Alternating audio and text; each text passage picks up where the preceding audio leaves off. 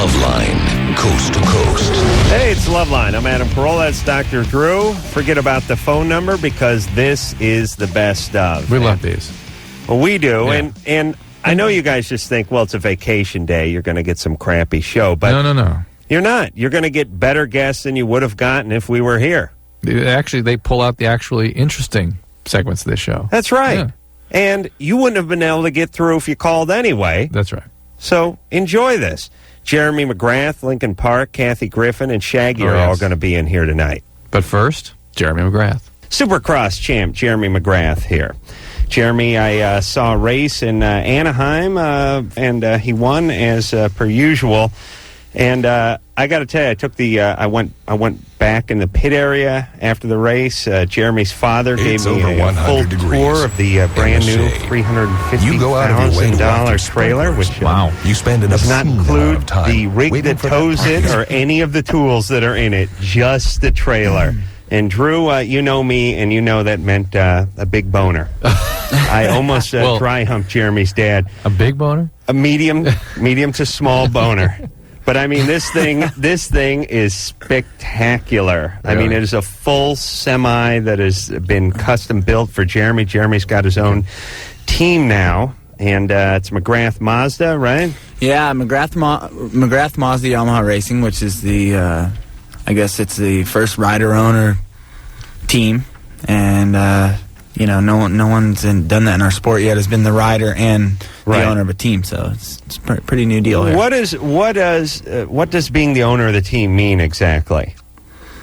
Not much. All right, let's take some calls. It means you get a cool trailer. Well, what it means is you go retain the sponsorship. We have a great sponsor, Mazda, and great relationship with Yamaha, and we were able to come up with some deals with Hot Wheels and Mattel and 1-800-COLLECT and people like that. And instead of someone else going to get the money, we go get it, and then we have a crew and we pay their salaries and stuff like that. And when you try to go get the money, I'm guessing they take a look at your history, your wins, and try to figure out how much to give you. And I guess you're a good guy to ask for the money. I mean, you're the winningest guy in Supercross history. How many wins do you have as opposed to the second place guy? This is what I like. Okay, well, I have 72 Supercross wins, and second guy is Rick Johnson with 28. Yes, Drew, and I'm telling you, you got to drag. I mean, what was I saying about this yesterday? That you don't have to know anything about it. You just have to sit there and enjoy it. No, you will be blown away. Yeah. You don't have to be a fan. You don't have to ride. You don't have to have a motorcycle. You just have to have a pulse. No, exactly. And you will love it. I mean, it is such an undertaking, and like I said, there's nothing that isn't impressive about this whole thing, from the riding to the backstage to the production to the trailers to the pit to the mechanics to the machinery. I mean, it's just so impressive. I can't get enough of it. I would go this Saturday, except for when I was at Jeremy's race, I ran into a guy who raced dragsters for Dom Perdome. And Tom Perdome's still alive. Yes, he's alive, and he's got dragsters. Tom Perdome was racing 40 years Don ago. the Snake, well, he was 11. Big Daddy Don Garlitz was he? Surely, all down. He's a Chi-Town hustler. All right, but some go, some blow. The point is he invited me to go down to Pomona to the Winter Nationals Saturday. So, I Now, who is that? This was a guy, Ron Capps, I think. He lives right by me. Good friend of mine. Name is. Nice guy. He was up there getting loaded. The beauty of me is it's important that people see me get drunk in front of them. Hey, buddy, we're getting you a shot. Come on. So Ron and his lackeys forced me to drink with them. Oh, it's crazy. And Jeremy, how far are those triple jumps spaced out? Do you know the footage? Yeah, normally they're about 80 to 90 feet. Man, it is, and what are you, 35 feet in the air? Yeah, 30, 25. Well, now, give people a perspective. 35 feet is like 2 stories, right? Well, I mean, here's the reality. People exaggerate, but everybody, the ceiling of your house, if you don't, well, a lot of our listeners live in trailers, so it may be a little lower. But if you're living in a house that's on land, the ceiling is 8 feet. And so you can just go ahead and look up at the ceiling and then go 3 or 4 times that, and that's where the bottom of the wheels of the bike would be if you were sitting on top of it. And you're not landing in a bowl of Cheerios. You're basically landing on another guy. Yeah. So, well, normally the jump itself is about 8 feet. So. It is so. And you know the other thing that's really intense about this sport is getting 30 feet of air and clearing 80 feet would be enough if you had a 200-foot, takeoff strip and all the room in the world to land.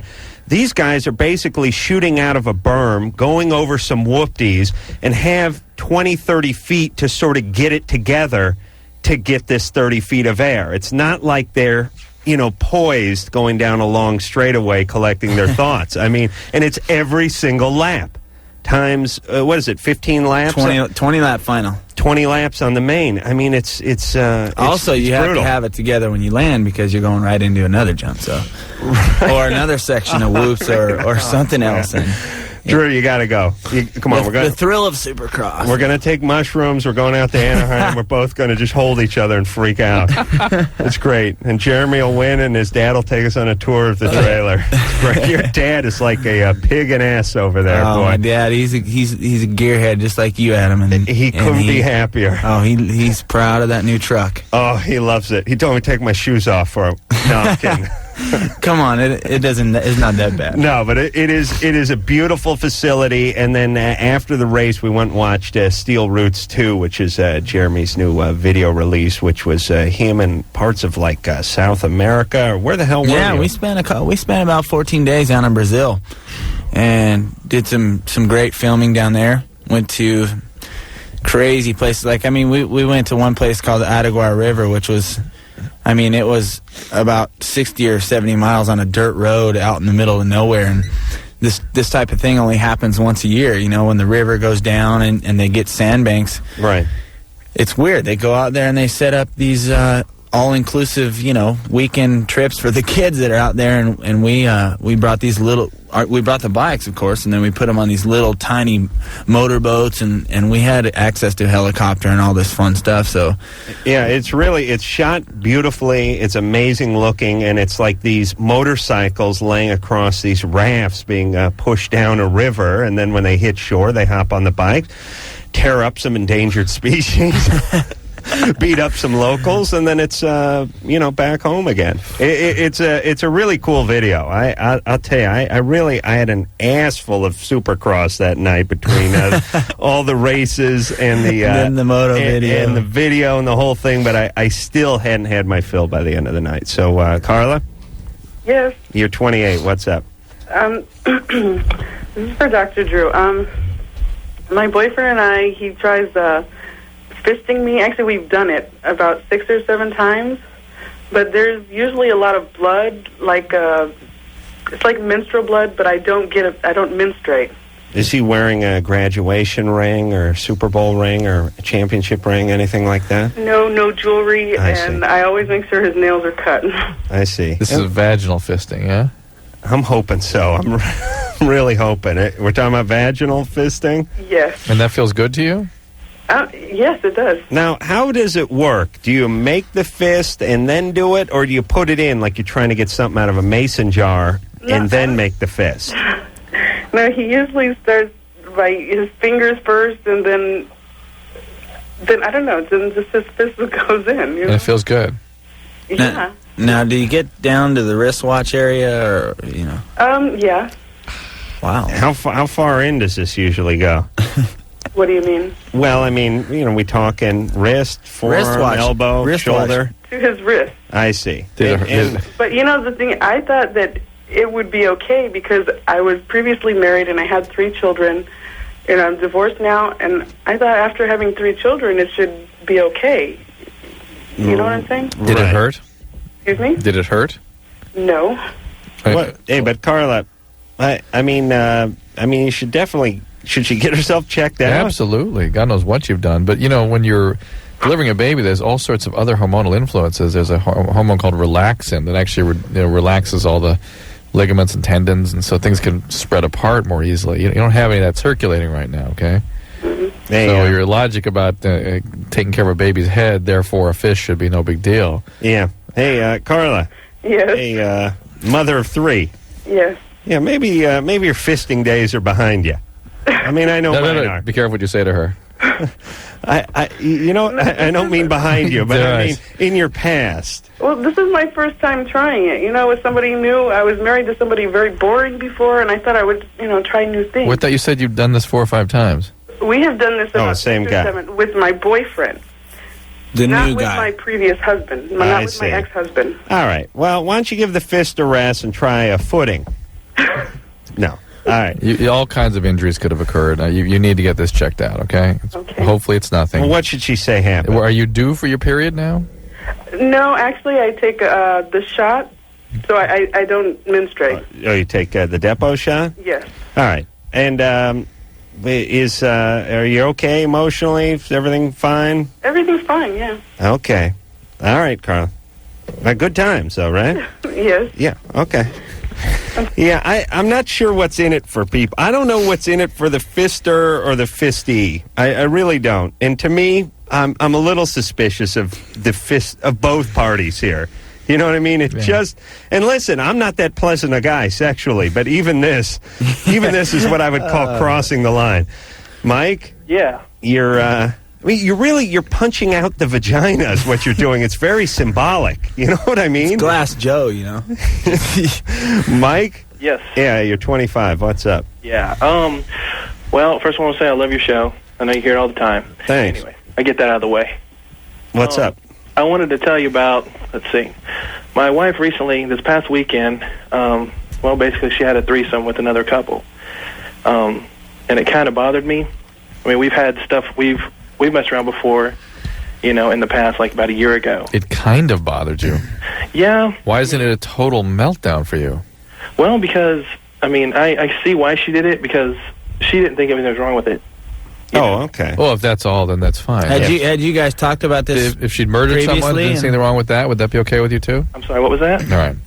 All right. Jeremy had a question. Go ahead, Jeremy. Oh. Yeah, had you guys talked about this previously, or what? Yeah, we've actually done it before with another female. Uh-huh. But you weren't there at this episode, right? Exactly. I wasn't there, and I didn't know about it until afterwards.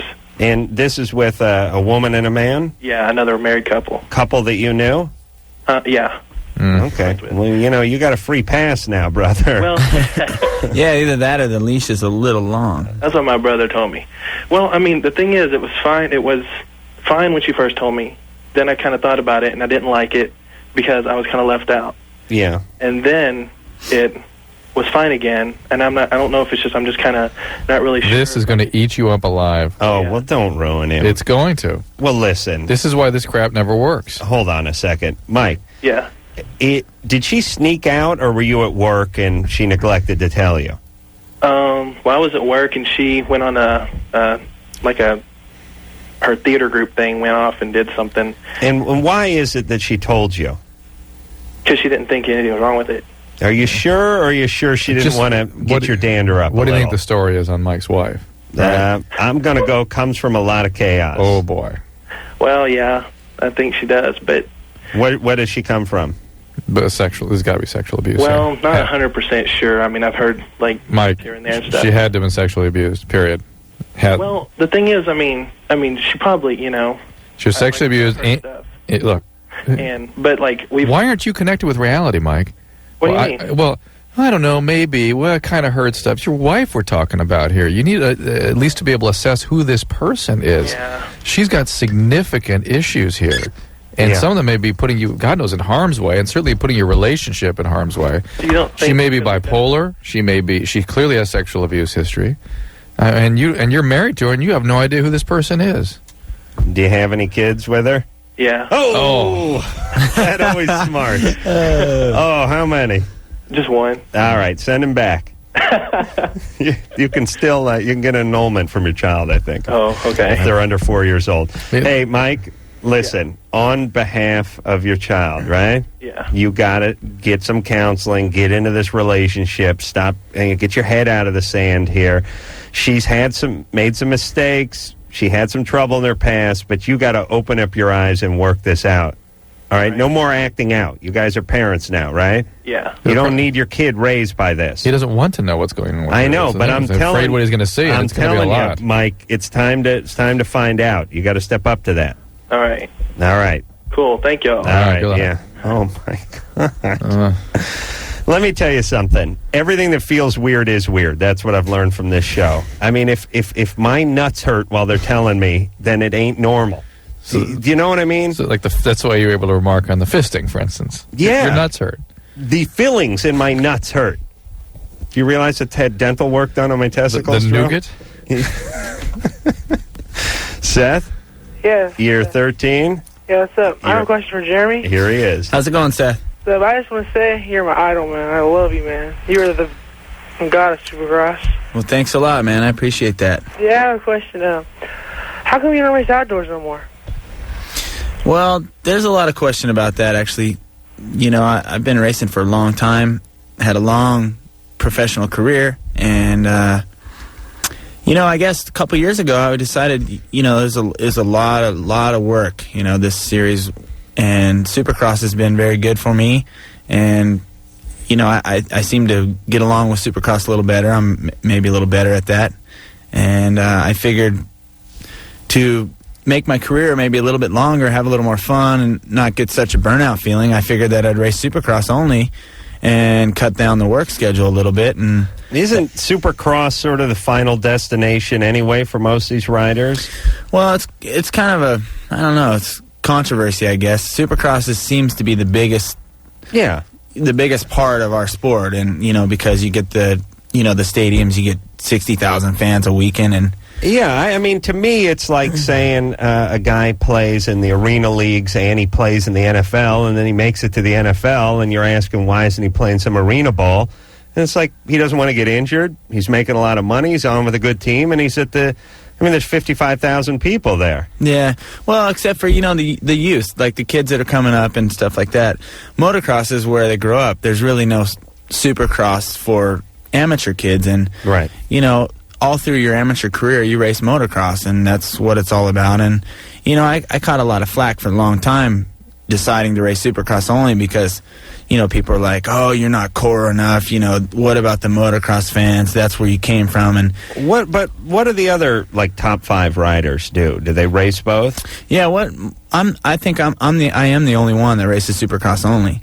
And normally what happens is January to May is we race Supercross, and then from Mother's Day weekend until September, spread out through there's 13 outdoor motocross races. Yeah, but, I mean, you really do risk injury every time you run a race, Seth. And if you're making money and if getting injured means you're going to lose a lot of it, then you got to make a business decision. All right? Hey, Seth? Yeah. All right, you all right, buddy? Yeah, I got one more question for him. Yeah. How many more years do you got left? Well, that's a good question. He's You know, waiting if to die right now. Yeah, if you would have asked me, I suppose you're talking about my racing career here. Yeah. Obviously, you know, if you would have asked me that, 5 years ago, I would have figured I'd be done racing by now. Yeah. When I was younger, 21, 22, I was like, okay, you know, I'm going to be retired by the time I'm 26 from racing. And When I'm really old. Yeah. I'm too old well, for you anything know, else, at the then. time when I was coming up, when I was 21 years old, the guys that were 26 and 27 were retiring already. So, you know, that was what I had to look up to. And Was that because of multiple injuries and things? either that or it was burnout. You know, you race so much for so long, and to try and stay at that level for such a long time, you just get burned out. And Do you think that this just popped in my head, but as you know, I used to ride the old Elsinore Red Racer 79 250. It was a Honda. I had to lay down shocks. Not much travel on that baby, Drew, but those bikes beat you up a little Yeah. more than the newer ones. I mean, I know now Yeah, for sure. you're getting more height, you're getting more speed. But are the tracks better? Are the bikes better? Or is it a little easier on your body than it was like in the 70s, let's say? yeah, I would say the equipment's definitely much, much better than when you raced, Adam, or Sure. when you rode. Let me tell you something. I used to go out and run the track at the crack of dawn, Drew, looking at trying to pick a line. Or was You know that what I'm Ventura saying? Boulevard? Yeah. Let me tell you something. Here was Jump some curves or something. Here's my motto. When the green flag dropped, the BS stopped. I can't say the whole thing, but you know what I mean. You know, the equipment's definitely better. The tracks are a little better. Actually, a lot better. The landings are better now, and the riders are better. And I guess you can get pretty beat up if you crash a lot and stuff like that. But overall, it's not too bad anymore. All right, let's talk to break time. All right, we'll take ourselves a little break. We are back with the best of Loveline. I'm Adam. That is Drew. And please enjoy Linkin Park. Mike, Joe, and Chester are all here from Linkin Park. We will hear something off Hybrid Theory, which is the name of their newest CD, in sometime in the next half hour or so. When we left off, we were going to speak to Cephas, I believe. He's 25 years old. Cephas? Yes. What's up? Hi, Cephas. Drew, I just want to say I appreciate you. Adam, you're a madman. And Linkin Park, you guys are dope. Thank you very much. This goes out to Drew more than anybody. I just got married 2 weeks ago. And up until that time, I abstained from masturbating and having sex. For how long? For a year. And I wanted to, make it special when I married, this my wife right now. Is she someone you'd had sex with previously? No, I had not had sex with her previously. But the last girl that I had sex with, the same problem existed. Huh. I would try to have sex, and I cannot ejaculate, and so I can't come inside of inside in a rubber or without one. They could be on the pill or what have the only way that I am able to come, I can't even with oral or. Okay, well, Adam has a theory about this one. Okay. I do? Yes. the Gay? The used to it theory. Oh, I see. Yeah. So, did you masturbate excessively before you went cold jerky for that year? No. I've had lots of sex partners, but I've been masturbating since I'm probably the age of 8. 8. Yeah. 8 with okay. results? Was something coming out of you at 8? At the age of 11, I can remember when it didn't come out, but at the age of 11, I can remember the first time actually. Wow. Well, that kind of suggests that you were sort of inappropriately aroused, potentially at a young age. Was there a lot of porn or something in your house? No, not a lot of porn. I found a back massager in my parents' dresser. It's just like an old Sears back massager, and I was like, Yahoo! I stuck it down my pants and I was like, whoa. Yeah. That is so good. And I thought it was the next best thing to my mom's packed lunches, But, okay, so it was You masturbated in those too? well, I wouldn't go that far. So it was sort of my major problem is that my wife is feeling the results of this. All right. Now, I wonder if that sort of desensitized some of his developmental pathways. If some of that arousal inappropriately with a mechanical device made him sort of desensitized in some way. That I just think it's funny how long it takes a vibrating object to go from a guy holding it up and examining it to right on to the junk. Even before he knows what the junk's all about. 8.3 seconds, I'd say, is the average. I know a guy whose first masturbatory experience was with a pad sander. Those Finnish sanders, those vibrating sanders? Think about that. Bloody stump. Yeah. That would certainly desensitize you. Yeah. Took him a few years to work out the battery pack so we could get it into school. But Holy crap. Sivas, do you have sex with no difficulties and then finish yourself off at the end? I can I can stay up and go like a madman for hours. Right, and then she'll have multiple orgasms. Right. But with as far as me, I understand, but I just cannot. Then you finish yourself off. No, it's not like I have to then because I have like a butt fetish too, so I have to look at her butt for me to even be able to. Right, but are you sure you're not gay? He's gay. No. I'm absolutely positively a lesbian. I love women. Yeah, but fetishizing. Cephas, though, you do then finish yourself off at the end. Yes. Okay. There's no other way. Right. Okay. Hold on. Relax. What I was stating an hour ago. I just want to make sure we're on the same page. So then you stare at her ass and you finish yourself off. Right. Now, what position are you in when you're finishing yourself off? Upside down, turn around, on the countertop, everywhere. We do everything. When you finish. Oh, when I finish? Hold on a second. He has like An energy. attention deficit disorder or something. He has some kind of screw loose kind of energy going on. Yeah. He can barely sort of stay with the conversation. It may just be anxiety. Cephas? Yes.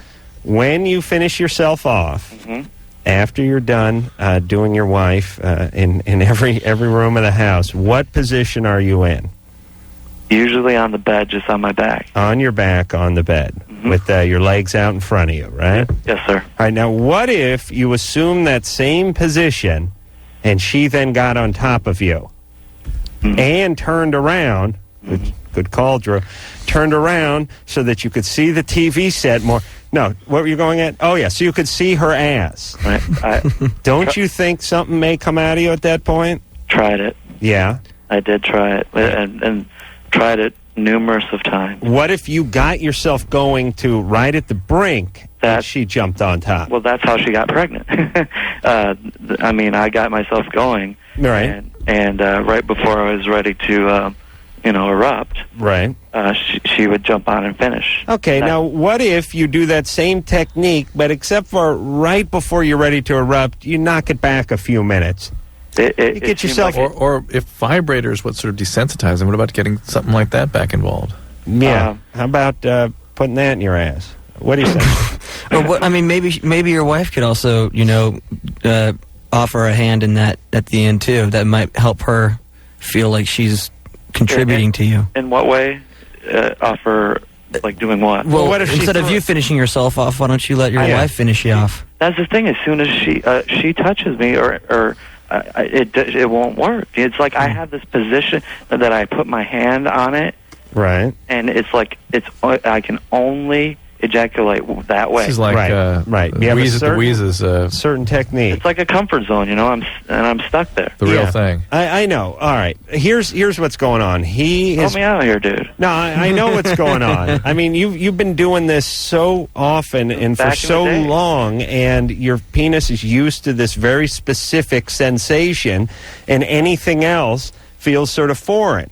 But a lot of it is emotional and psychological, and you have to sort of get over that hump, pardon the pun. Yeah. And I would say that if you worked on yourself a little bit, and instead of getting right to the brink, you got a few minutes away from the brink and got her on top, and you went, all you need is one of those to then sort of erase the stigma in your mind and be able to go forward from this And you got to find a way not to be so anxious about it. You're so anxious you can't even follow our conversation. You got to calm down about all this. Okay. Okay? Yeah. Just slow it down. Yeah, just relax, do some Quaaludes or something, or get on, smoke some hash. Get or on some Ritalin. Well, I'm sure you have been on, yes? No, I haven't. No? Is anyone suggest? No SSRIs, like the serotonin reuptake inhibitors. But as a kid, you weren't suggested you be on Ritalin? Okay. No. All right, so it's just anxiety. What do you do for a living? What do I do? I counsel high school kids. I'm a counselor. Wow. Maybe that's the problem. Really? No. Very well could be. Jeez. All right, 8 minutes with him, right? I got the wrong guy. All right, Cephas. Good luck, pal. Hey, guys, to that band, man, you guys rock, man. I'd never heard of you before, but good luck with your careers. I think you guys are going to make it. Thanks, Cephas. All right. All right. Yeah. And why don't you give them the Wheezes aphorism about this stuff? Juice them up and go? No, What's the Wheezes aphorism? What do you mean? It's sex is good, but... Oh, no, that's Snake's aphorism, which is sex is good, but it's not the real thing. And then he does the hand gesture, and we all laugh hysterically. So it was funny when I was 19, at least. But I think he's got to get his wife involved, and I think he had the right plan there of her hopping on at the end. Now he ought to see if he can have her hop on a little bit sooner and a little bit sooner, and eventually... all his penis has to do is get used to it one time that way, and he'll be fine. He needs some practice, right? Right. It's so fascinating to think, though. He fetishizes? Is there some psychological issue? I mean, was he hyper-aroused at a young age? Or was it merely that he got his hands on this instrument that desensitized him in some way at such a young age that the developmental pathways didn't even set up? Right. I think it's probably all of the above. Yeah. Jessica? Yes. You're 19. What's up? Okay, I've been on Depo-Provera for about 4.5 years, and so I haven't had a normal period for a long time. And I know that's how the body naturally cleanses out the vagina and everything, and so I'm wondering if there's a different way to, I guess, cleanse myself out. since I'm not. No, there's no cleansing needed because you don't overgrow the endometrium. What about seltzer? Yeah, seltzer water will be good. But No? All right. So, Jessica, no, that's the way this thing is designed to be used. Well, I've had a lot of bacterial vaginosis Okay. and yeast infections, and so Well, there you go. Are you having sex a lot? yeah. Okay, well, that's where that comes from. But that doesn't have to do with her not sloughing off. No, nothing. Okay. Well, it's not a bad Isn't theory. there medication like that they can take to get rid of all that stuff? The yeast infections? Yeah, in the odor and things like that. Yeah, absolutely. I'm sure she's been treated a number of times, right? Yes. Yeah, and so it's something very simple to treat. The problem is you can pass it back and forth. Partners can give it to you. Any sort of disruption of that sensitive environment in the vagina can actually trigger off these kinds of infections. Are some women just prone to this? Yeah. And can they change their diet or do anything differently? Yeah, I've had patients where you could never, people thought it was, where they thought it was something coming from the colon or how they wiped. All kinds of theories, but most of the time, no matter what, you can't figure it out with these people that have recurrence of these problems. All right. Jessica? Yes. Good luck with the vagina. But does it have to do We're all pulling No, for it. probably not. with the Depo-Provera? Probably not. Oh. And there is an estrogen combo with the Depo-Provera now. You could talk to your doctor about that might create some bleeding. Yeah, you supersize that Depo shot, and you get the side estrogen. All right? An intense mood swings. Yeah, I'll have the the mood swings are Thousand actually Island and the estrogen. that actually is a serious issue. The mood disturbances from Depo-Provera can be really serious, and so you need to talk about that with your doctor. That to me is a reason potentially to stop it. Philip? Yes. You're 32. What's up? Well, I'm from the LA area, and my wife really likes the band. I want to tell you guys, your record's really definitely great. But I took off work and I drove my wife up to a show in Phoenix where you guys played, and we've been married a couple of years. She's younger than me, and after the show we were hanging out, and she was kind of like talking to a few of the guys that work for the band, and she wanted to go back and get an autograph and stuff, and this big bald guy who works for Already, this is BS. This is BS. We love you, Stefano. Zuka? Zuka? Zuka. the crane. I knew it. There you go. That's our guitar. That's our boy, What's his name? Stefano. But we can call him Stephanie on the show. Stephanie. Are you calling from North Hollywood? Yeah. That's God's country out there, isn't it? Smokes the crane. Beautiful. I love you guys. We love you too, man. Peace out. Thanks, Stefano. Hey, if you're a guitar tech, you get to get out there and play some licks before the band hits the stage, right? Yeah. Yeah, I always thought that'd be pretty cool. Sometimes if you play big enough venues, the crowd thinks it's the band. You know what I'm talking about? Not with our crew. Oh, I see, yeah. No, They're trust horrible. me, not with our crew.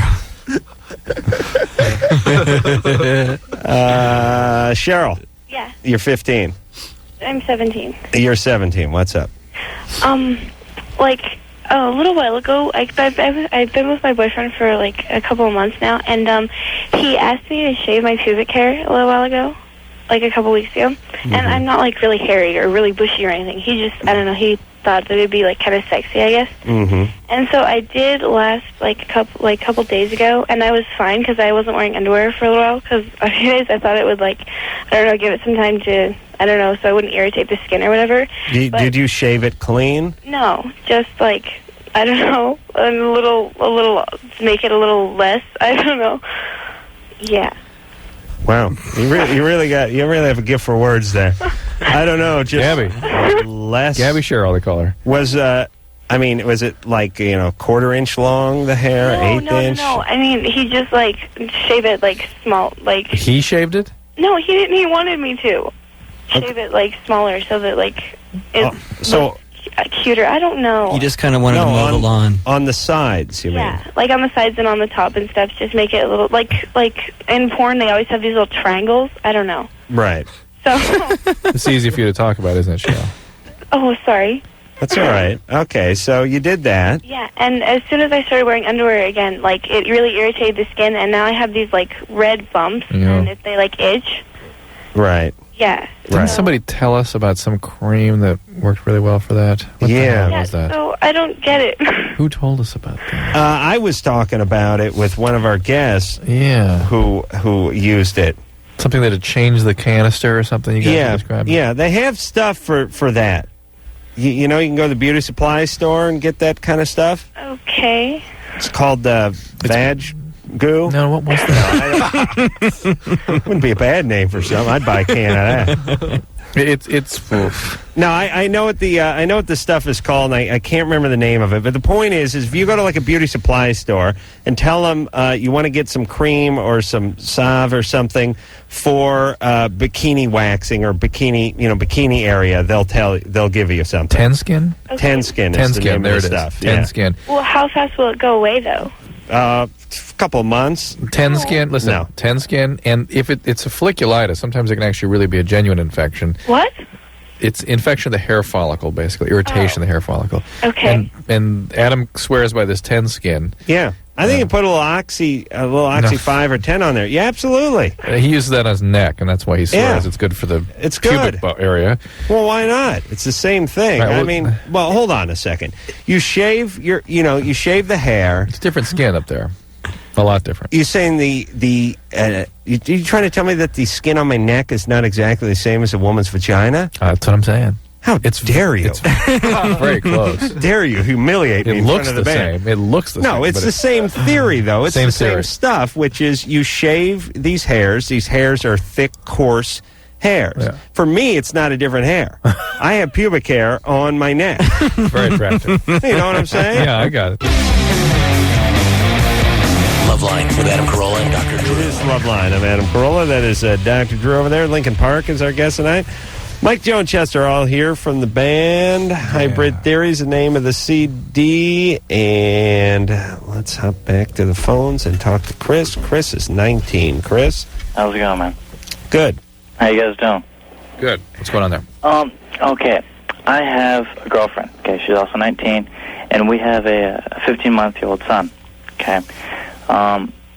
Problem is when she was younger, she kind of sort of had like a molestation scare. It was a family member that kind of sort of acted on an impulse and just kind of sort of like freaked her out when she was in like kindergarten or something. What did he do? I guess they were just like walking, and he pulled her into like some bushes and jumped on top of her and started kissing her, and then he realized what he did and got off, and that was it. Okay. How much older? How old was she? 6. I think she was in like kindergarten. And how old was he? Probably about 3 or 4 years older. 9. Somewhere about there. All right. Yeah, that's not it. Whatever's going on now, that's not what it's from. Well, how do you know? Maybe nothing's going on now. Oh, okay. Wise That's guys. Could have been calling just to say everything was A-okay. And about when she was a freshman in high school, okay, she was raped. I believe that she was with some friends or whatever, and she got high, and he started hitting on her, and then she passed out and woke up, and he was on top of her, and she went and passed out again. Okay. I believe a couple months later, she got raped again. Okay. Okay. She never told anybody. Me and her started going out our sophomore year, and I'm the only person she's ever told about that. Okay? Mm-hmm. What's your question exactly? So she got raped after you started going out or before? Before. Twice before. Okay. Twice before. Okay. And we also separated for a month, and she got raped then, too. All right. There's more here than even you know, I suspect. But go ahead. What's the question? Okay, the question is since we have a son, she needs to address this. Okay. Yes. She's gone to a therapist before, and she really liked him and everything, but she never told him about that. Okay, I'm the only person she's ever told about that. How long did she go to therapy for? 6 months. Can she get back with that person? Nope. Okay, how about... Well, they left because... He raped her, so they're not talking. But exactly. How about a female therapist? That would probably be better for her. I'm not sure if she really doesn't really want to go to a therapist. Well, You know, and she doesn't talk about it. You know, Well, what's her family like? Screwed up. Yeah, no doubt. Shocking, because this is somebody who comes from a bad family. If she's getting raped, repeatedly, and she's, not even 20 yet. I mean, it's not the same person that's doing it, but We understand that, but this is not just about rape. This is a much more global issue of her psychiatric health. Yeah. And that needs to be dealt with. Rape counseling is a great idea, and going to a rape group, a women's group, would be helpful, but it will not be the whole story. Okay. She needs to get back to that therapist or find another one and get going. Now, don't you agree that she should go to a woman that might help her open up? Yeah. And she's got a lot of issues with guys. Yeah. All right, so Chris? Yeah. You need to tell her as a mother now, and I'm sure her mother made a few mistakes with her. Oh, yeah. Yeah, and you need to tell her, listen, you don't want to make the same mistakes your mother made. Yeah. And I'm sure if we ever scratch beneath the surface of her mother's history, we'd find a lot of rape and abuse in there, too. I'm almost positive of it. Not a biological mom. Well, all the more reason to make my argument for you. I gotcha. All right, Chris, your instincts are good. And, don't make it all her work. Say we, and then go, I made an appointment for you. That's what I do. I mean, I try to help her out as much as I can. I mean, her mom won't pay for it. She says if anybody needs therapy, her mom does. And that's true. I offered to pay for everything, but she says the insurance won't cover it and this and that. Well, if you're offering to pay for everything, what the hell difference does the insurance make? Exactly. All right. Yeah. Hey, Chris? Yeah. Good luck. Your instincts are good, but you do have your hands full here. Yeah. And she's got to get going with this because she will screw that kid up. Yep. Okay. Absolutely. All right? All right. Thanks a lot. All right. Well, these guys, it's really like a 19-year-old guy with the 15-month baby and this chick who came from basically a Cuisinart is really like he might as well just be at the helm of a battleship going into battle. You know what I mean? I mean, it just used a transporter from Star Trek to land him at the helm of a battleship during a full-fledged kamikaze attack. You know, I mean, like he's not a bad guy. May have a few decent instincts, but it just lost. Yeah, he's got his plate full. Right. Sure. She's got to get into some therapy. All right, Jr. Hi. Hey, you're 14. What's up? I have a question for the band Linkin Park. You guys are the best. Thanks. And I want to know where you guys came up with the name Linkin Park. Like, where'd you guys get it from? I wanted to know that too. Actually, we were in need of a new name, so there's a park in Santa Monica, and it was one of those things. I just kind of read it and said, that'd be a cool name for a band. Put it on my list. But you need to backtrack because we used to be called, the name of our album's Hybrid Theory. We used to be called Hybrid Theory, and that name is a little bit like confining. Like if you're called Hybrid Theory, you've got to play a certain type of music. People are expecting you to play like this rap rock type of thing, and with a name like Linkin Park, you kind of have a little more like room to move, Right. And that's what we liked about it. A lot more vibe, a little less like specific. And we could play around with it a little more and let the music define the name. Oh, that's cool. And do you guys remember the Carolla concert, the free one at Best Buy? Oh, yeah. Of course. I was there, and I was wondering if you guys remember me. Chester and Mike.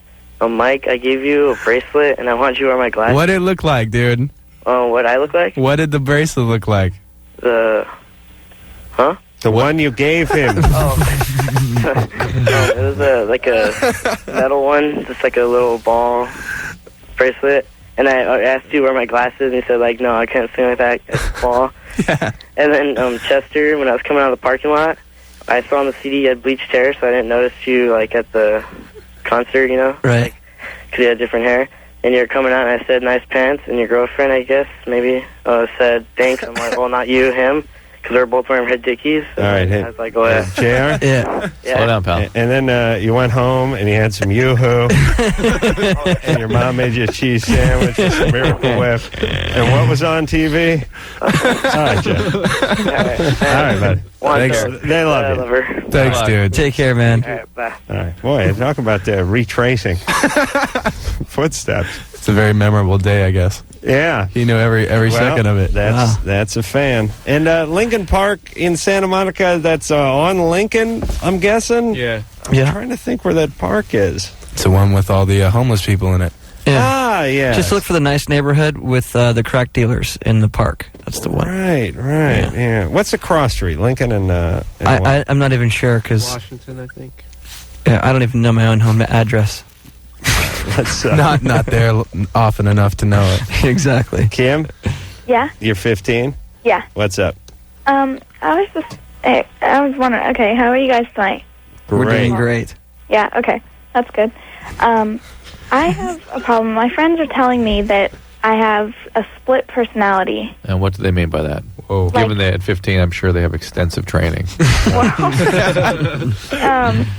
It's adults too. They're telling me that I have a split personality, and like I'll be different around one group of people than I would be with a different group of people. Are they saying this like for real? Or is it like joking? Or are they for? No, they're serious. They're being serious. They're like worried about me. Describe Hang to me on. specific. Hello? Oh, she's talking to herself. Okay. Their personalities on. Hello? Yeah. Okay, sorry. Describe to me call waiting. specifically how you act in one group as opposed to the other.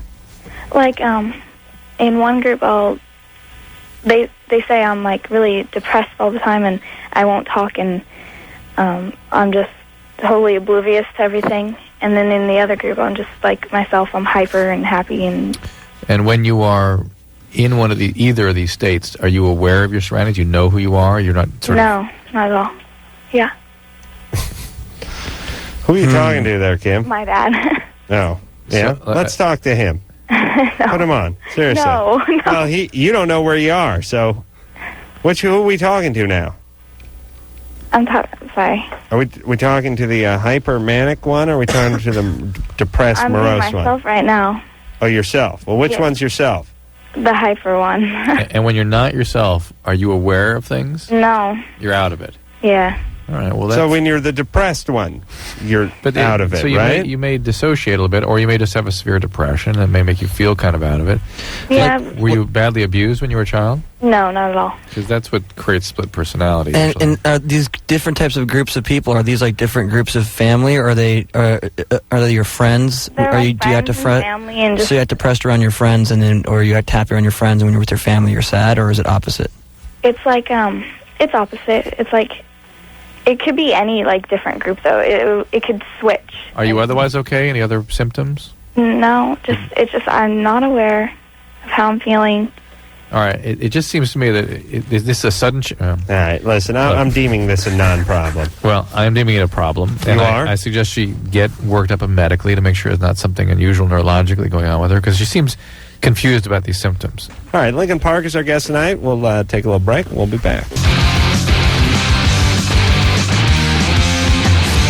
It's Loveline. I'm Adam. That is Drew. This is the best of Loveline, and our next guest is your friend. Dear friend. Yes. Dear friend. Oh, yes. I was invited to her wedding, you know. Oh, yeah. Oh, yeah. Big star. Kathy Griffin. Kathy's so-called life is, reality. It was another show. My tongue got I'm not going coming in of that age in direction. this show at all. I'm just dishing the reality shows. That's right. And you do Temptation Island. Survivor, Big The Brother. Mole. You do Big Brother? Oh, No. believe me, I did Just Big the good Brother. ones. Okay. Love you, old Big Brother. Oh, It's coming back. that is unbelievable to me. Yeah.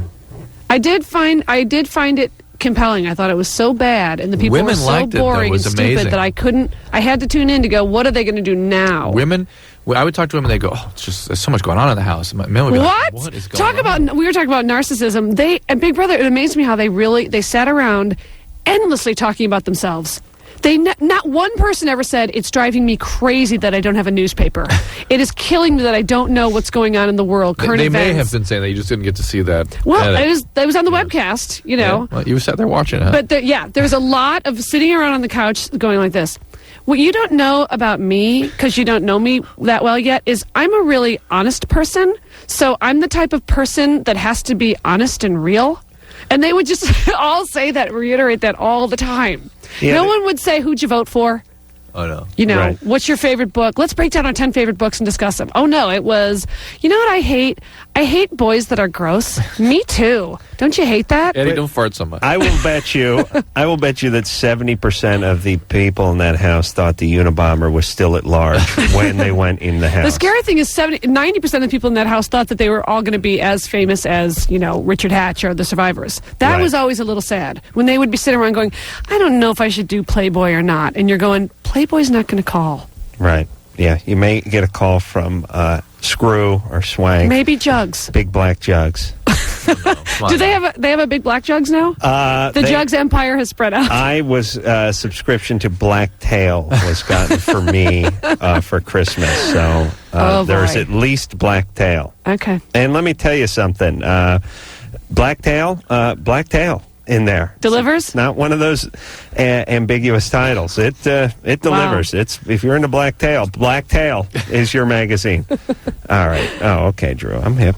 Let's talk to Jim, who's 28. Jim? Yes. What's up?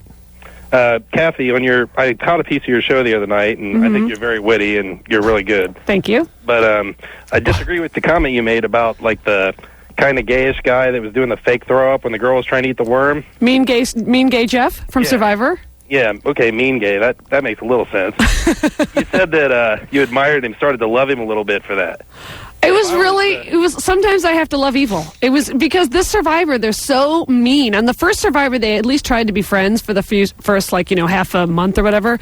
On this one, they're just vicious out the gate. But it's such a big deal about winning the challenges. So if I was the Army guy, I would have knew that ended my day. I would have went over and beat Gay Jeff's ass. One suing or something? What's that all about? Oh, well, that's from the old one. Well, first of all, the challenge he's talking about is they had to eat like these disgusting things. You know, like eat a bug type of thing. So while one team member was trying to eat the bug and looked like she might heave, a guy on the other team looked at her and started dry heaving, which just cracked me. I think my son does that. My daughter throws up, he throws up. That's a strategy. Yeah. No, he does. No, he wasn't really throwing it. He wasn't doing sympathy puke. He was trying to mess with her. Yeah. Right, and it worked. And they won the challenge. And I'm just saying, I'm not saying I wouldn't think it was funny if it was me that someone was doing that too. I'm just saying, I'm sorry, it made me laugh. He was doing what Bill Paxton was doing to Anthony Michael Hall in Weird Science when he came home. You never saw this movie, but maybe Kathy can. When he came home loaded after drinking at the Blues Bar. I'm laughing already. And started to talk about putting that big greasy cigarette in that ashtray and simulating the heave. That's a guy maneuver. It's not a gay guy maneuver, but it's a guy maneuver. Right. I didn't think it was inherently gay. It was just wrong. Yeah, it was wrong. But Adam, I got a how dare you for you. Yes. How dare you watch that Temptation Island when a very good West Wing is on against it? West Wing. Replay TV. I see them both. I'm sorry? Replay TV. TiVo. I see them both. TiVo. Okay, you. Now, what's Adam's excuse? He has a TiVo. Yeah, it's not hooked up. What? It's hooked up at the party house, so you'll be glad to know. I don't. Very telling. I don't watch West Wing. I don't watch any dramas really. Oh, I love the West Wing. I know it's a good show. I love the music. I like when the music swells and the flag goes by. Oh, Yeah. I'm in a puddle of my own tears. Is It's my version of your party house. Is that Adam's Rob in a Lowe puddle in at the there? same time, but Yeah, not- Rob Lowe not withstanding. Yeah, I never watched it. Benji, Yeah. you're 21. What's up? Well, first I just want to say hi to my friends. Benji, what's your question? All right, listen. Hey, you're not getting a Does Golden he want- Globe. You're on the Does he radio. want to give a what up to Brooklyn? What's up, Benji? Oh, God. Okay. No, I don't know if I believe what you're telling me. Oh boy, I've been riding my bike. You know, I do like BMX jumps and stuff. Right. So one time I went off like this really high jump. I was like paid $10 to do it or something. All right, as long as you're well compensated. So in any case, I land and then I really, really hurt my balls. You know. Mm-hmm. And so I go home and I like look at them. They're all like swollen and stuff. Wouldn't that be the time to go to the emergency room? Well, that's what you told Jeb. Yeah, see, I don't believe him because... Who's Jeb? I don't know, but it's some bogus nonsense. Jeb you in your ass or something. Yeah. Here's the reason. Here's the reason why this is a bogus call. It struck me when he said, "So I hit my nuts. So then I went home and I looked at them." Right, It was and like also because he was someone scripting gave me it out. $10 or something. Yeah, or something. Yeah. You'd know the figure. Listen, all you jack-offs who call this show and do your bogus calls, I don't mind bogus calls. Just put some effort into it, please. Do you know what I mean? Don't be confused when we call on you. How many Have more your bruised rap balls worked do we have to out. hear about before they're real? Rose, Yes. you're 21. What's up? Yeah, my father actually molested my half-sister Mm-hmm. since she was, I'd say, about 4 until she was 22. Wow. Yeah. And But it wasn't his daughter. no, that Well. is my half-sister. Okay. 4 to 22. Yeah. That's a run. And now this is your biological father, My biological father, yes. and it was and mother. And mother, yes. And how did he treat you? Very good. Never done Isn't that anything to interesting? me. Never Wow. touched me. And when did you find out about this? I was 18, I do believe, 17. It was my senior year, and my sister told me. And she didn't tell my parents for a while. Actually, she moved away. What do you mean she tell your mom? My mom, yes, Yeah. sorry. And she moved away, actually, to the Netherlands, you know. I think she was running from it all. And she told my mother over the computer. And it all came out, and I was the only one home to deal with it and everything. But my question basically is through therapy, can he change? Can he change as a person? Or should I fear when I have kids to take them over there? Absolutely. Yes, absolutely. Be very afraid. But he can be contained and he can change, but he's a risky person. That's to be rare, around. though, right? They have to want to change a lot, and they have to be highly supervised. But And all those therapies are very experimental, are they not? What do you the mean, like those molester, therapies? like I've heard about these like molester rehab places, basically where they like show you images and they Well, it shock depends. you I mean, and stuff like that, it right? depends on what this. I mean, maybe he's a sex addict. Maybe there's other addictions involved, and those things can be treated. I mean, there's things that can be treated here. Yeah, he was molested as a child. Also, Oh that boy, came out yeah, through that's- everything. That's sort of what puts him in that category. What a betrayal. And she must have known something was going on for the 18 years. Well, my sister actually, when she was, I would say about 13, 14, she did come out. She ran away, and when she came back, she told my parents. And she says my mom told her, you know, to say that was all a lie. I don't know. I was there, but I was too young to even realize And what was going she on. came back at 14, and this continued for another 8 years? Yeah. Wow. All right, so Your mom's got your something mom going is on. very suspect No, here. she's disturbed. Okay. Yeah. Mm-hmm. Yes, your mom has a lot of culpability here. Yeah. All right? Okay. Can you change your name? But on the other hand, I don't want her to do that thing. Sometimes it seems like molestation victims, they almost are so afraid to admit the dad did anything wrong that they almost deify the dad. Oh, so yeah. I don't want Oh, this yes. girl to shift to blame everything on mom. Yeah. I'm just saying, let's not forget who Well, the... she's not the molestation victim, though. No, but what I'm saying is I wonder why I wouldn't even have a relationship with the person, with the dad. Yeah. You know? Well, she doesn't. The sister doesn't. She moved to the Netherlands. She got away. But this sister knows. Like, what's it like when she goes over for Christmas dinner and she has all this information about 18 years of molestation? I'm just saying, yes, the mother is absolutely culpable, but let's not go, ooh, it's easier to blame mom Yeah. because then I never really have to deal with dad. There's got to be a lot of You got to blame them both. undealt with feelings there. Dad And deserves to be executed. Mom deserves to be, hobbled. Yeah. Yeah. But that's the reality of it. And I'm sorry this had to happen to you, Rose. And I would not bring the kids over there, even if it's just for punishment. Think how hard it's You know gonna what I be mean? for Ro- Actions have consequences. I think how hard it's going to be for Rose, though, to really get into this. I mean, she lived a sort of fantasy, a lie her whole life. And it's so easy for her to slip into that denial. Well, things are just the way they've always Yeah. been. They're okay. All right. Dad's in therapy. Yeah. It's tough. Well, it only went on 18 years, so maybe. I also am suspicious that the dad only molested the sister. I wonder if there was... often there's a picked child. They I get see. one So of you them. don't think Right. there was a cousin that maybe fell victim or a There could have been others along the way. It's usually one. For Drew, it's Jordan, I think. Adam, you know what? Maybe that flies at the party house, but not here. Sorry, Okay, man. you leave that for the basketball The court. potty mouth flies at the party house. Mhm. All right, Nicole. Hi. You're 15. What's going on? What's up? Dr. Drew, I saw you in the WB Morning News on Monday. Oh, on Monday. Oh, in New York. Yeah. That was fun. That's a great little show. Basically, I cut myself, and I stopped doing it like a couple weeks ago because my friend found out, and then I pierced my eyebrow, and now I've been like kind of pulling my hair out, like in the back, So like baby it's hair. all kind of a self-mutilation compulsion, right? Yeah. And you got to talk to somebody about this because you could inadvertently hurt yourself, right? Yeah. I told my shrink, and I don't know, she's more crazy than I am. Well, did she want to put you on some medication? That may be, by the way, but No, okay. she said she's like, oh, why do you think you're doing this and all this? I don't know. And then, what do you call it? Before her, I was on bus bar for anxiety attacks. Yeah. And she said I was too young to be having them, and she took me off of them.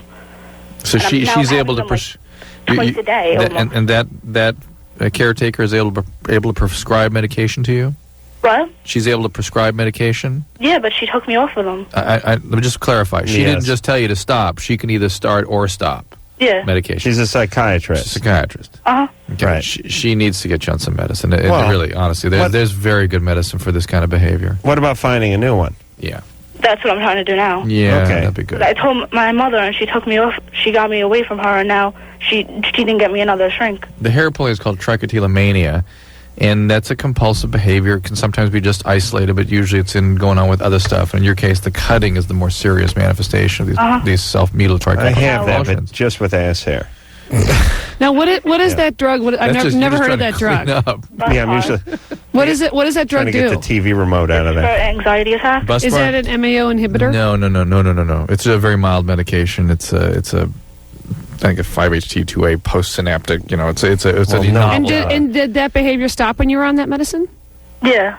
No, the panic stop on the bus bar. Yeah, not the cutting. Well, then right, what's going to help her with the mutilation? It remains to be seen. It depends what other else things are going on here. That she may need some antipsychotic medication, anti-agitation. And my mom knows I do it, and she doesn't. She doesn't even care. They're good medicines. Actually, Prozac is very good for trichotillomania. Very good. Hey, So- Nicole. But she also thinks she has a mom who doesn't care. I know. Yeah. She doesn't care. Well, listen. Were you abused? Yeah. Yeah. And that your mom does care because she wants you in therapy, and she's trying to get involved with that. But I'm sure you're angry at her. And you My mom is a pothead who never cared about me. My father's an alcoholic cokehead, and for 9 years, my mother broke up with my father when I was 3 years old, and she was dating a crackhead. Nicole, why don't you check out some Al-Anon, Nicole? Al-Anon? Yeah, that'd be good. Maybe Al-Anon would help you sort of get some support for having to deal with all these addicts in your life, and then also get a psychiatrist that you feel connected to and see if you can get some pharmacotherapy, some medication going that'll help you with these behaviors, because these are dangerous behaviors. She's mad at her unpleasant. folks, too. And Well, good. Yeah. Listen, that's very healthy. Yeah. I've said it a million times. My dad missed a couple of Pop Warner football games. He's still on my S list. I've not let him off that. That's fine. I mean, your mom molested stepdad molested you. Your mom was smoking crack. Fine, be angry at him. Seems like mom is sobered up and trying to get her some help, though, and is trying to make amends. She's pissed. Well, she's right. Who She's knows? got Maybe a it few was a more teacher years. that took her aside, though, and said you need help. I mean, we don't know the But mom. sometimes forgiveness helps. The resentment will eat you up. Susan, Yes, hi. you're 23. Yes, I am. What's up? Okay, I met a guy who was really nice. I'm thinking, wow, this is like all the criteria for a good guy. And we're in the bedroom one night, and he says, can I be your baby? So I'm like, great. what do you mean? So then he wants to be literally my baby, from breastfeeding to pulling out a diaper out of his closet and wearing it, and then a few days later, going to the bathroom in the diaper, having me change him with the I'll tell baby you. powder. If then- Kathy had a quarter for every guy who pulled that. Honey, I got a counted Huggies. Wait, there's more. Oh, Of course, you got to have a bottle, right? So, sure. but I really like. Well, he was doing guy. the breastfeeding. Well, yeah. What's not to like? But I don't like. He's a keeper. I'm afraid of what the outcome's going to be on the relationship if this ends up to be a serious long-term relationship. Yeah, you'll get married to him, and then you'll be a single mother of one. How old's your baby? He's 28. Early 30s. Trying to get him on the toilet. Early He's not 30s, taking to it. nice. Nice. Hey, He he said that he really likes this as a comfort thing. He's never introduced it to anybody before, except one time as a role-playing kind of thing, not right. sexual. Wait till you find the pictures. Yeah, I know. Listen, These things don't exist in a vacuum, Susan. that is exactly what I was thinking, and it's too bad they don't. But here's the deal, and everyone, this is exactly how you should think. It's like the person's a great guy. He's smart. He's funny. He's witty. He killed a guy, but he's great. But you see that one thing. Yeah. That's a deal breaker. That trumps all the other good qualities because the other ones aren't real. Right. Those are a facade so that he can unveil the real quality, which is Baby Huey. Yeah. A guy in his 30s really should be called Baby Huey. He's goddamn lucky I don't work with this guy because it would be relentless once I found out about this. Can you imagine? Roundly abused. Oh, my God. Paging Huey. Man. Huey, come to the phone. No, so you need to hold this against him. It doesn't mean you have to break up immediately. Although come on. Well, wait. She can talk to him and go, listen, this Gaga. This weirds me out. And the sex is going to be really hot. Yeah, I know. With all that poo. I know. She's never going to be able to talk him out of this. Yeah. All right. Wow. All right. Yeah. All right. Yeah. I don't even know where to. No. So deal breaker. Just be more realistic about who this guy is. Start looking around. Start fishing around. And let me ask her something, Susan. Okay. What's up with you that you're caught up with this guy? I just finally met someone who had his act together, and then just surprised. What's up with you? Yeah, what does that mean? Finally, what's been happening in the past? I meet a guy that I'm not 100% crazy with, and I stay with him. Yeah. And, I'm kind of not liking him, but then it'll end up for a couple months to a year or whatever. So she's got a high ceiling of tolerance. No. Why a low esteem? Why do you accept these guys you're not even into? I think I do need companionship. That's my deal. Why do you feel so crappy about yourself that you would accept guys for a long period of time that you're not really interested in? Well, I'm successful in my career and things like that, and I'm proud of myself, and I'm happy, da-da-da-da. But I don't know. I can't identify why I would have low self-esteem. We're not buying all that. Yeah, something's up. Okay, the career and stuff is not compensating. It's not feeding you properly, not helping you feel better about yourself, even though you think it should. It isn't. Okay. Okay. Well, if you're that out of touch with your feelings that I can't suggest things, and you can tell me whether it is or it isn't, that's already saying something right there. But I suspect. I think we all have issues that stem back to our childhood, and I could say, well, yeah, my father was an addict at one point, and we don't have a relationship now, so we can link. Hey, guess what, Susan? Most people don't have that. Right. They don't have that. And when you do have that, it comes out in your relationships, and that's what we're talking about here. You got to deal. You got to deal with that. You got to deal with those issues. Most people don't have that, and you're in massive denial if you tell yourself, "Oh, that's just the way life is." It's not the way it is. That's a pathology. Jamie? Yes. Yeah, I know. I hear people night after night say, listen, what family doesn't have its problems? And that's true. Dad was a heroin addict. Problems. Yeah, hogging the remote on TV night. It's a problem. Taking dad's car out and denting up the fender. Those are problems. And even some more substantial problems, but not molestation, physical abuse, substance abuse. These are real problems that have real long-lasting effects. All right, we will take ourselves a little break. It's Loveline. I'm Adam. That's Drew. This is the best of Loveline. And Drew, you like this next guest. It takes a lot to get me excited about musical guests, but I like that Shaggy. Why? I like his music. Really? Yeah, he's a good guy, too. Oh, yeah. Shaggy. Now, Shaggy, one of Drew's favorite guests. No, not one of my favorite. My favorite musician, period. Drew's favorite musician and one of his favorite guests? Yes.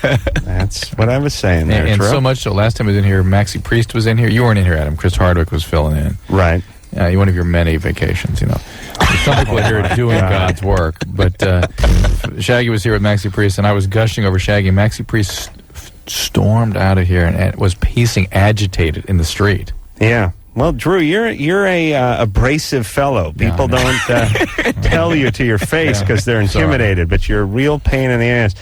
Where's Maggie? Maggie. Maggie. Oh, I'm going to have a long Maggie night. come from? Where's man? Maxie Priest from? He's actually English, but he's Jamaican parentage.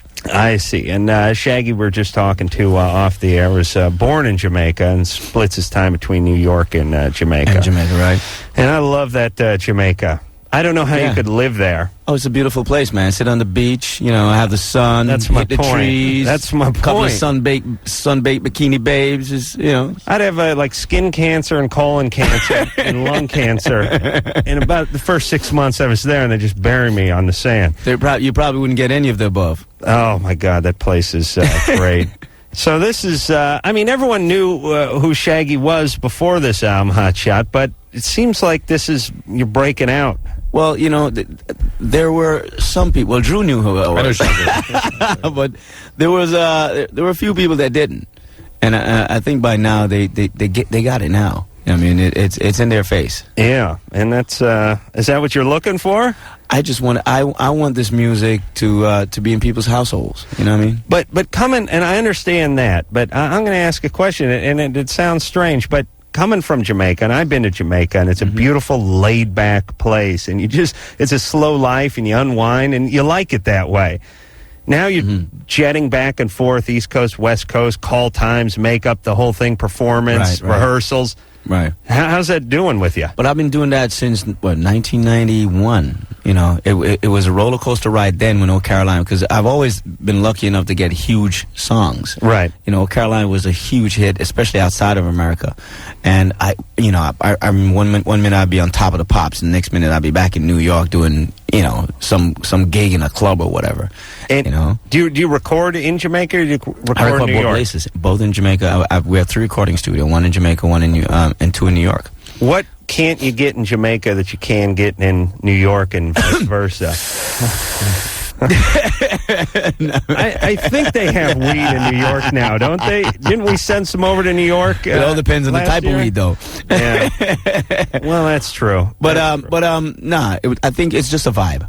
I write better in Jamaica, but I like the mixing, and there's a team of people that I work with, and some of the team is in New York, and some of it is in Jamaica, and it depends on who's doing what at what time and where the idea starts from to where it ends up. Right. And do you have people from New York come out to the Jamaican studio? Sometimes, right. That's the gig. Back and forth. Listen, I play a pretty mean cowbell, so next time you hit the Jamaican studio, you may want to give me a ring. I just might need that up in a song one of these days. I'm like, can you hold a tune? Well, I'm like Tracy from the Partridge Family. I just stand in the back. That wooden serrated fish. That wooden fish. Yeah.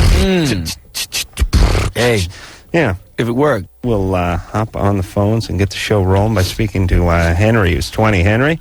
Hi. What's up? I have 3 problems. I'll start by my testicles. Like when I play basketball or play some other games like that, then after the game I feel like some pain in my testicles. Do you wear support? Like a jockstrap? No. Now, why don't you start doing that? Wait, when I was young, I had surgery done to my right testicle. Had what? When I was young. Surgery.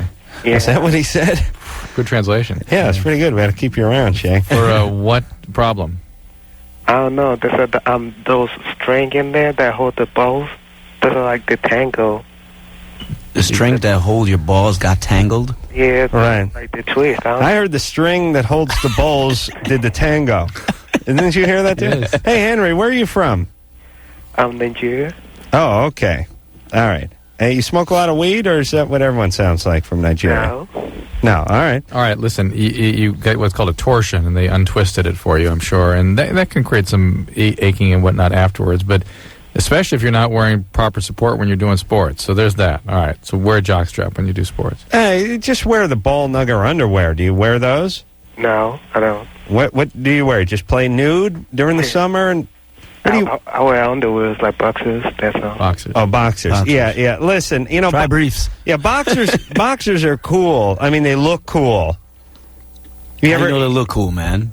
Because when you get if you ever see yourself in a mirror wearing boxers, you look a hell of a lot better than those tighty whities. But the boxers, they offer no support. They ride up your ass. And here's my main problem with the boxers: the fly always seems to be open. That's right, for real. Yeah, stuff falls out. Well, you know they got those new ones now with the elastic around the leg part. Yeah. What That's what I wear. yeah. Those are more comfortable. Boxer briefs. Boxer briefs. Yeah. That's those. They used to call them midways. Those I'm fine with.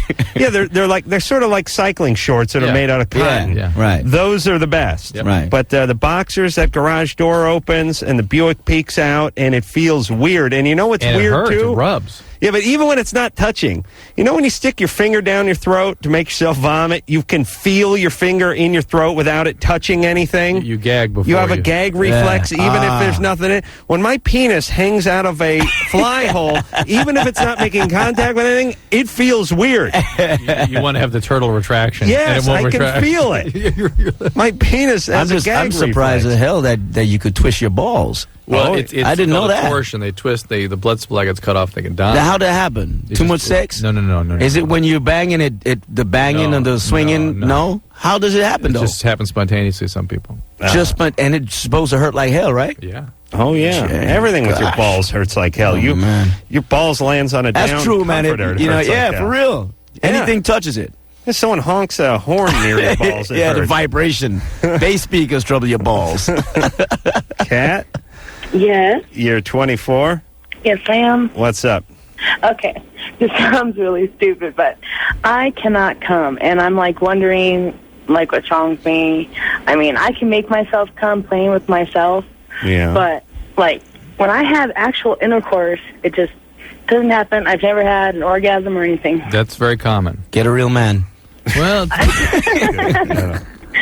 I've had different men, but not that sounded really wrong, but you know what I mean. Yeah, but what about oral sex? Does that work on you?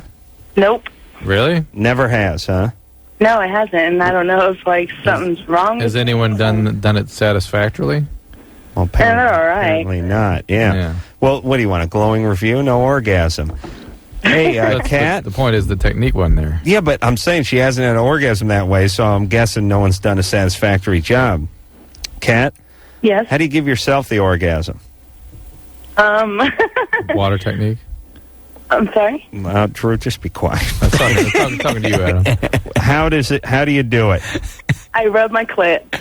I see. All right. Sometimes I bring my toy, and that works, but But you can do it without your toy. So the toy does it, but the man can't do it? yes, and I don't understand why. But you can do it without your toy, too. Yes. All right, so there's hope. Want to bring the toy into the situation? You can do that. Let the guy go down on you and put it up his ass. I agree with Drew. No. Let the guy do with his tongue what you're doing with your finger, and I bet you have an orgasm.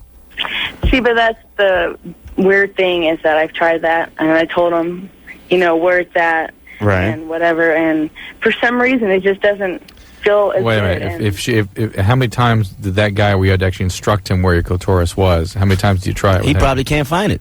No, He couldn't. He's a retard. I mean, All right. Well, If the that's guy- why I said it earlier. Get yourself a real man. If the guy does not know where the clitoris is, I don't understand how he could possibly. Get a Jamaican, man. Yeah. Yeah. Stump in. Banging properly. He'll fall asleep right on you. no, I mean, I don't know. It's You like, disguise your vagina like a bong, and he'll go at it, baby. It's not you. Listen, Kat, do not expect to have it during intercourse. That's an expectation you should get rid of for a while. Hey, it may happen someday. All of you, listen to Drew.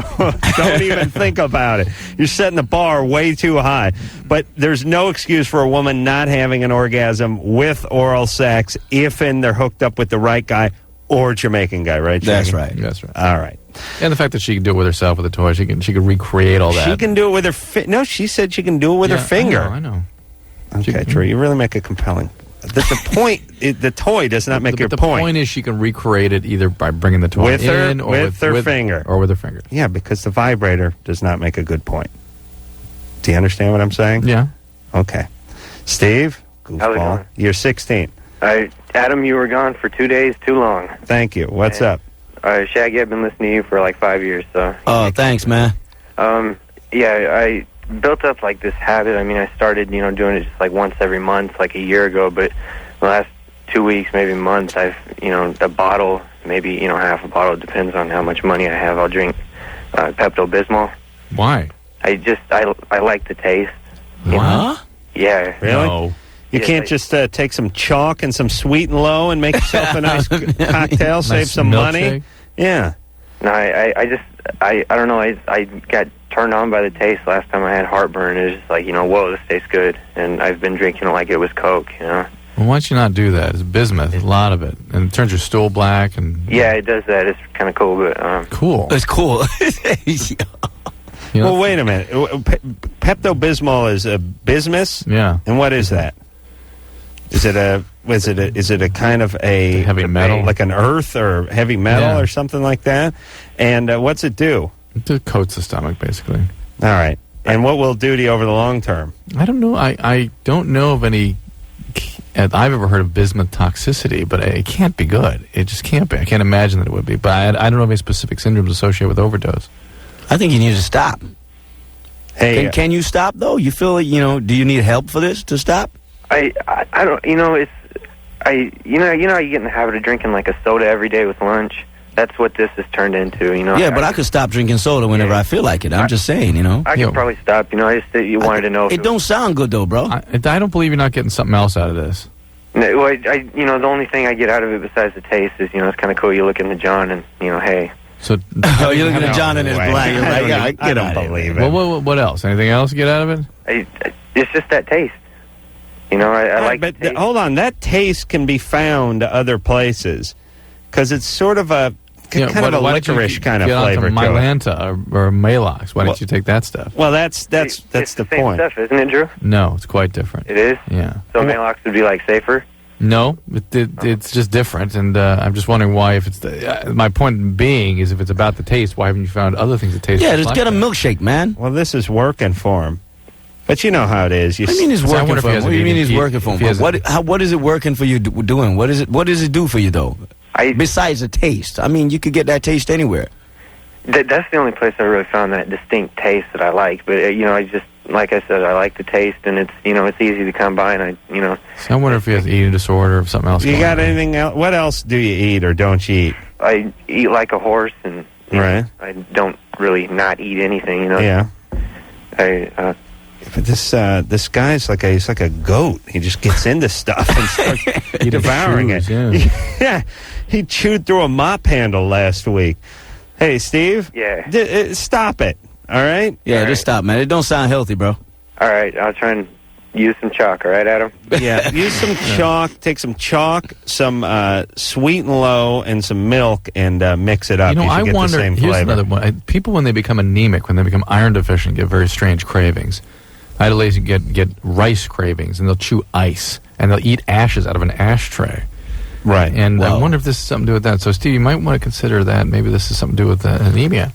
You're saying if a guy, he may be craving this because he needs some component in it. Right. So maybe he should get himself checked out. Yeah. Have you done that though? Did you go to a doctor? Hold on, Steve. Yeah. Did you hear that? Did you go to a doctor, Steve? No. The last time I was at a doctor was for my physical for football. So Did they do a blood test on you? I think they ran a blood test like a couple years ago, but this year is just Get a blood count. That would be sort of a path to go down. Maybe while you're. I'm fine. The only thing I have wrong with me, permanently is seasonal allergies. You haven't been bleeding from anywhere? Every few months I'll wake up and I'll have a nosebleed, but that's it. But that has. I wonder if maybe you got a little iron deficient from that. Just take some iron supplements for a while and through a couple weeks. See if some of this craving for that weird stuff doesn't go away. I've got like a well balanced diet though. But if you really are actually losing blood, you got to supplement with iron. It only happens maybe. All right. Listen, go drink 3 gallons of it and kill yourself. Who cares? Jesus Christ! People call the show. They got a question and then they start arguing. Yeah, take an iron supplement. Well, I don't know. It's like, all right, then don't take it, you idiot. Why do I care? Just don't argue with the doctor when he tells you to take a goddamn vitamin. Please, these guys are arguing over vitamins. Just take the vitamin. You blow $8 a day on Pepto-Bismol. Take the goddamn vitamin. Not that everyone should be taking iron, because you can easily overload an iron, but just in that case, if he's not going to get checked out, all right, something to try. Chad? Yeah. You're 21. What's up? Well, I'm on Depakote for migraines. I'm taking 250 milligrams a day, twice a day. Mm-hmm. And I've lost all sex drive, and I'm having some other weird side effects, too. What else? Like hallucinations. Hallucinations? Yeah. Of what? Just like shadows and that kind of stuff. What you got going on there? Copier machine? Oh, I'm at work. I'm sorry. All right. What is that? That is actually a computer, believe it or not. Wow. It's like one of those old computers from I Dream of Jeannie, with the tapes that go in two different directions. Oh, man. Yeah, real tapes. That's actually a UPS. It's like a battery backup kind of thing. But anyways. All right, buddy.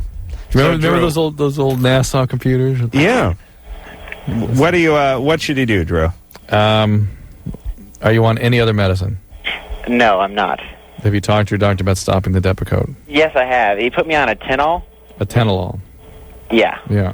And it didn't help at all. So. And didn't stop the Depakote, or did? Oh, the migraines were there, but it did stop the symptoms. But did he stop the Depakote or not? He did. Are you having liver problems with the Depakote? No. Are they checking for that? Yeah.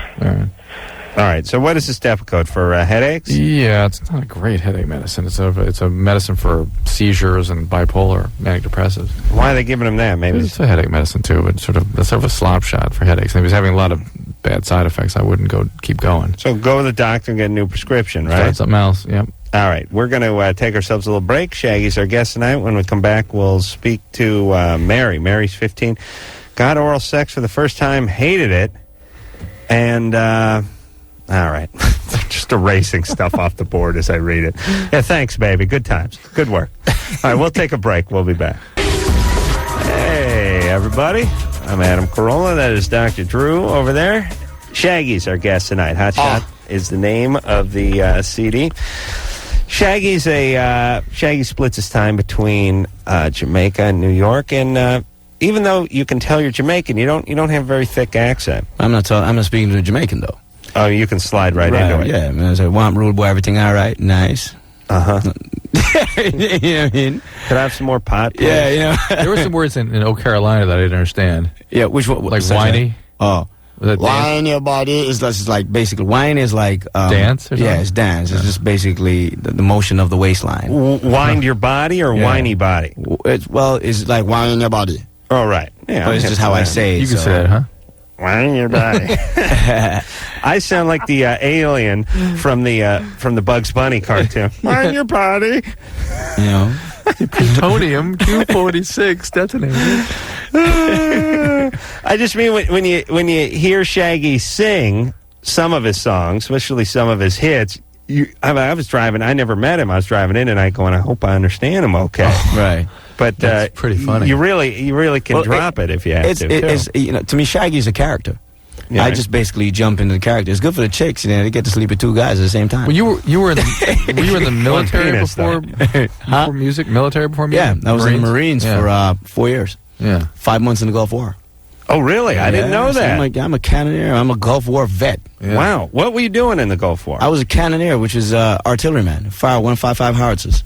Wow. I just fired things. I don't know where to land. I just take grid squares out and whatnot. How? I just didn't have any of that Gulf War syndrome because I wasn't an idiot. What kind of range? Idiot did what? Well, they're having this whole Gulf War syndrome. The vaccines and things. The vaccines. Yeah. I didn't administrate it. Yeah. There's a lot of I didn't administrate it. There's a lot of people who you're supposed to actually break it out in case of a nerve attack. Right. Some of these morons broke it out when there wasn't even a nerve attack. It's like bacteria fight bacteria in a way. Yeah. That's how it is supposed to work. And these clowns, you hear gas. There is no gas. False alarm, and they be popping that thing all over the place. Was it an injection? It's a vaccine that was given in case of a nerve attack. You should use it. But you keep it with you, right? Yeah, it's with you on your belt all. And would you times. shoot it into you, or would you swallow it? You're supposed to shoot it into your thighs. I think it's 2 of them, one on each side of the thighs. Wow! Just in case of a nerve attack. And how far would those 155 millimeter shells? About a 6-inch shell, by the way, right? Right. So about that across? Well, no, they're huge. Yeah, I mean, they're huge in length, but in width, that's the bore. Right. The bore of the howitzer is like 6 inches. 6 inches, right. And how far would that thing go? It depends on the charge. Oh, I see. They put in bigger charges. Right, they put bigger charges. It depends on whatever charge. It depends on the quadrant of deflection, the whole 9 yards, and how, It's a very useful skill to be able to... Well, when you're a musician, all musicians need that. It's funny enough, people. It's funny enough for me to be in the military doing artillery work, which is very loud work. I'm deaf as it is right now. Wow. I could imagine. Yeah. I mean, and what were you doing? Were you loading? Were you doing everything? Well, I was supposed to. I was actually a gunner, which which, I'm supposed to be the guy, loading and firing this thing, but Right. I skated. What'd you do? Heavy. Well, I might got away with my mouth. I, go on the mic and talk crap. They'd have the recorders who would sit there and record the amount of rounds you do. That was my job all the time. Oh, I see. I don't want to sit there and lift heavy rounds and whatnot. No, not me. I skated totally. Oh, Then I was my driving a Jeep for one time, and then I used to go out. I had a lot of crap details, so they'll put me all the way out. I had to drive out like 5 in the morning, go get breakfast, come back with like rice and ripe bananas and whatnot. But it's cool though, because then you'd go to the base camp. And that's where they have the goodies. I'd have like peanut butter and jelly sandwiches and all that. So you're out in I'd the hide them field under a my lot. seat. Oh, absolutely. Now, were you guys being shelled or attacked yourselves? One time there was some shell coming in from the Iraqis, but they were so off. It's like, it's like incoming, and you standing there looking at this thing blowing up miles away, and like, what are they thinking? Did you see anything bad over there? Yeah. When it blew up. Yeah. Well, you got to understand, we were there for 5 months, but Yeah. the war only lasted for 3 days. Right. And within that 3 days, it was pretty heavy fighting. When we were going crossing over the Kuwait, going over to Saudi Arabia to Iraq, we hit a couple of pauses that was, bombed by U.S. shells and whatnot. And there was a couple of blown up heads and bodies, You had a couple of, and that's how you knew you have some sick people around. You'd kick a head and a foot together and and pose. Hey, some sick dudes, man. Good times. Thank God those guys are back in society now. He has some sick dudes, man. Yep. Yeah. I work construction with those guys. Yeah. All right, let's hop back on the phones and speak to Mary, who's 15. Mary? Hi. Hey, you got oral sex for the first time? Yeah, and it was like, the whole time I was just like, this is gross, and I'm really not enjoying it. And you were always like, oh my God, it's the only way like a girl will get an orgasm and stuff. Do you have orgasms during intercourse? No, I've never had intercourse. This is like my first time ever. Like, Oh, you've never had intercourse, period? She's No. 15. Have you ever had orgasm? no, How old was the guy who gave you the oral sex? 16. All right. Usually guys haven't honed their technique too much by then. There's a very small percentage of women that do not like this. Yeah, there's a small percentage of women that don't like it, but you can't put her on that list at 15. No. I was can't tell for 16. I performed oral sex like I was in a pie eating contest. Just buried my face, and I didn't even know what direction to go. So you can't blame her or the guy at this point. Is he your boyfriend? Yeah. All right. Well, you just, it's always awkward at the beginning. Just take it slow. You'll work it out. Isn't it like something like totally wrong with me? No, not at all. If you start up again when you're 18, you'll have a higher probability of finding Okay, success. because I already told him, I was like, that was kind of weird, and he's like, oh, okay, I'm sorry, I don't want to Oh, he's ruined. make you go too fast. He was, That's it. He's done. Yeah. Because he's done it a lot before. Oh, not anymore. He'll be doing gay porn within a week. I guarantee you. And it was like with my friends, and they were all like, oh my gosh, it's amazing. So. Yeah. Okay, but 16. no, 15. Listen, Mary, she's 15. Here's the deal. First off, everybody lies about it because they're scared of feeling how you feel right now at 15. Right. Like, wasn't it amazing? Oh, yeah, it was. Oh, yeah. Oh, no, it's great. If you were going to talk to your friends about it, what would you tell them? That it was great or that it was weird? I didn't tell him. Right. The point is you think there's something wrong with you. Right. Which there isn't. There isn't. And this guy probably hasn't done it as much as he said he's done it. He's just trying to save a little face, pardon the pun. And you guys will work it out over the course of the relationship, all right? Okay. In the meantime, don't get pregnant. Oh, I won't. Oh, God. All right. Okay. And good luck with that intercourse orgasm. I think sometimes women that don't like oral sex have no problem with intercourse. Really? Yeah, what's wrong with that, man? What's wrong with the straight intercourse? And maybe they could come in that. It's all about the foreplay, Adam. I know. That's what I'm saying. If you're a good foreplayer, there's other Drew, right? There's other parts you could touch and go and get them all, Right. Shaggy's foreplay is here. Stare at my Grammy for a few minutes. All right, yeah. Hi, here I come, baby. I got a gig tonight. Let's make this quick. Can you see the Grammy again? You getting dry? Here, touch the Grammy. Thank you, James. Yeah. You're 30. What's up? Well, I had a call in. First of all, I wanted to say, Adam, not sure if you're a genius per se, but very, very clever man, and I enjoy the Man Show a lot. Well, thank you. Dr. Drew's doing a great job with the website and everything. Glad somebody's taking care of the kids. But mostly I had a question for Shaggy. Oh, hell. Big fan. Thanks, really enjoy man. your music. And I was just wondering, who were your influences, when you started doing your music? You a big Marley fan? That sort of thing? I think Bob Marley's an influence on not just people in the reggae fraternity, but just a lot of musicians, period. But I listen to a lot of Toots and the Maytals. Oh, really? All right, I'm a big ska fan also. Oh, wow. Jimmy Cliff I'm a big fan of Jimmy Cliff. A lot of dancehall artists. Supercat is one of my my mentors, so to speak. Maxi Priest is on a personal level. I'm a big fan of Maxi because he taught me a lot of things as far as performing and he loves Drew too. And he loves Drew. You know what I mean? But there's so many different influences. I draw influences even from people who are not very successful or very large. I might go to a talent show and see somebody do something and find that very intriguing, so to speak, and I grab from that also. So it could be any number of things. I see. Or Okay. people. Well, thanks a lot. Thanks, man. Yeah, you keep up the good work, All right. everybody. Thanks there, Peace. James. Yeah, bye. Bye-bye. Wow. Well, that wraps up another fabulous episode of the Best of Loveline. We will return on Sunday night. And until next time, this is Adam Carolla for Dr. Drew saying mahalo. This has been Loveline.